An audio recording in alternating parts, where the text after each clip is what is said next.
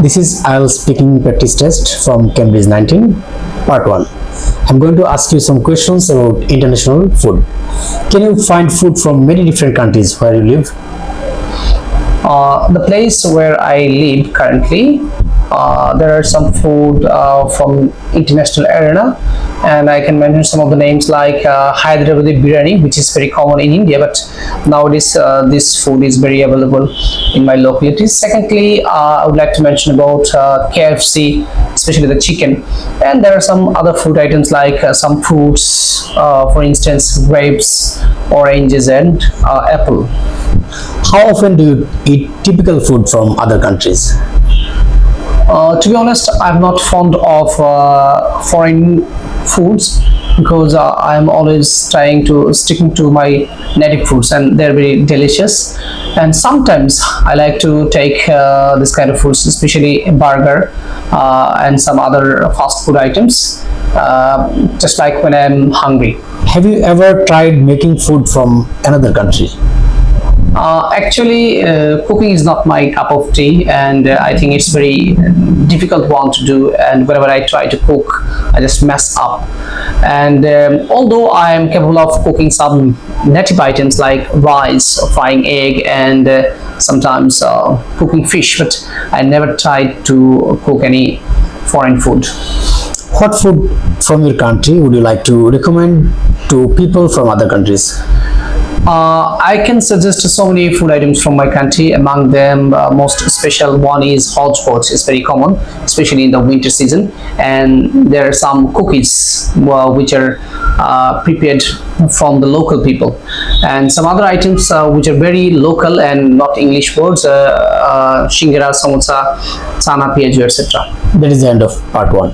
Now it is time for part 2.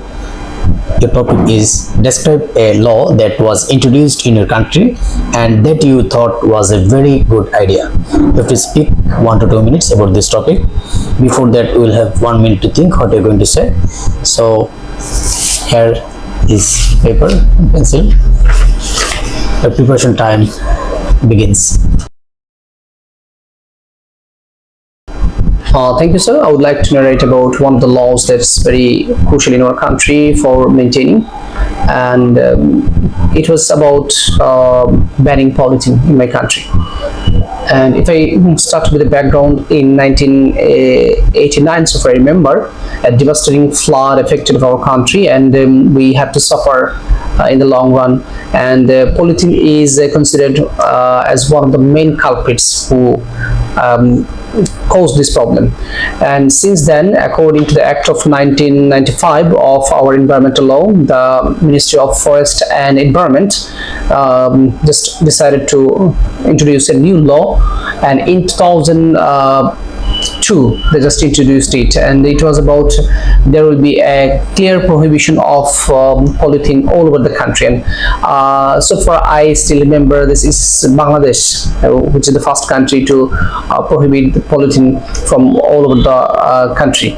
And recently in 2014 the new Indian government, they also decided to ban it from all the super malls, and they decided it. So although it's very tough to get off the ground, and our people are not that aware of the problems caused by this pollutant, and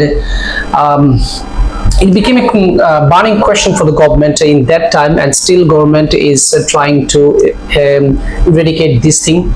But the fact is people are still not understanding what kind of problems are being caused, so still government is feeling behind it to make the people convinced about it. And recently I studied an article, and I found that the use of polythenes have been increasing, not decreasing, even if the government is working behind it.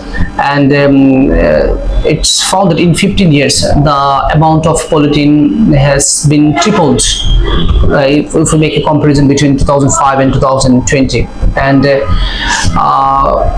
but I'm optimistic that if if government keep working, especially if they implement the punishment.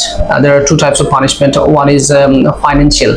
If anybody violates the law and you make use of or make production, manufacture or use polythene, they will be imprisoned for at least 10 years, or they will be fined for at least 1 million Bangladeshi taka. So I think that in future the situation might change as the attitudes, especially the educated people, are coming forward with a view to solving this problem. And as a person individually, I think that I'm also trying to assist the government to deal with this devastating situation, and I think that we will win in this race. Thank you. That is the end of part 2. Let's move to part 3. I'm going to ask you some questions regarding to the cue card. What kinds of rules are common in a school?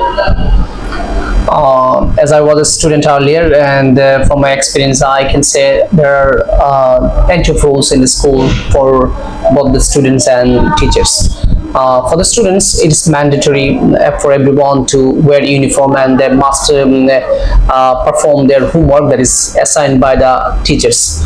And we need to bring our books, pencils and other utensils necessary for our academic lesson. And for the teachers, they should be punctual, and they should also follow the rules and regulations fixed by the authority of the institution. How important is it to have rules in a school? Actually, rules and regulations are made to make us more disciplined, and if we implement how to follow the discipline during our academic stage, it will be very effective in our later life, especially in our professional life. So I think the rules are obviously playing crucial role for the students, as I have passed my academic life, and I believe that now it is helping me. And if there are no rules in any institution, then students will not be making themselves with a routine life, and they will not understand the value in their later life. So I think that it is very crucial to have rules and regulations. What do you recommend should happen if children break school rules? Obviously, for breaking any rules, there should be punishment for students, but firstly I would like to mention that there should not be harsh, or the punishment should not be given physically. There might be some alternative ways of punishing students, especially I can give an example. When a boy or girl misses his or her homework given by the teacher, then it can be assigned with more homework as punishment. Or there can be something like there should be a financial fine from the authority. But on the other hand, if I talk about if someone does something not tolerable, like if a boy teaches a girl in the school, then he must be deserving to get a transfer certificate from the school. Can you suggest why many students decide to study law at university?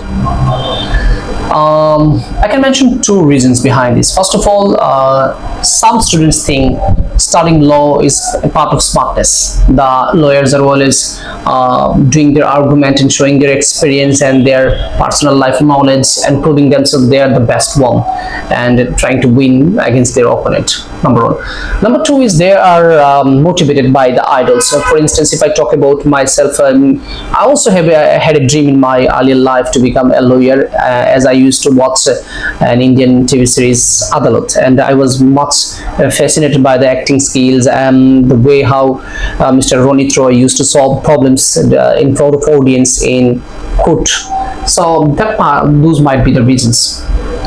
What are the key personal qualities needed to be a successful lawyer?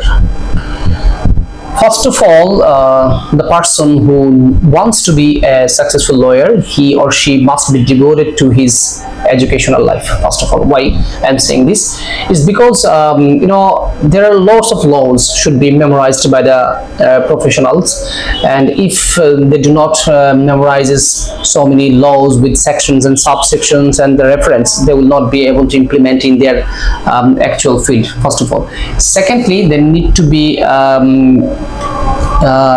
using their power of imagination.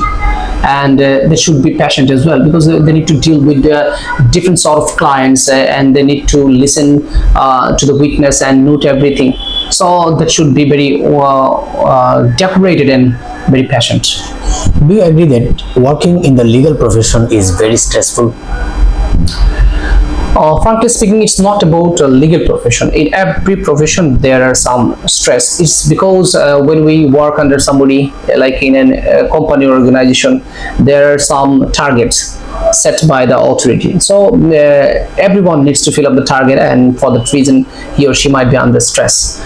But in term of this legal profession, yes, there are some stress, just because a person needs to study a long thing, the background of the client, and what is going to be happen next day on the courtroom, and he needs to deal with both the clients and the witness and the opponent prosecutors as well as the judges. So obviously it's stressful, and everyone targets to win the race, and it's just like a competition.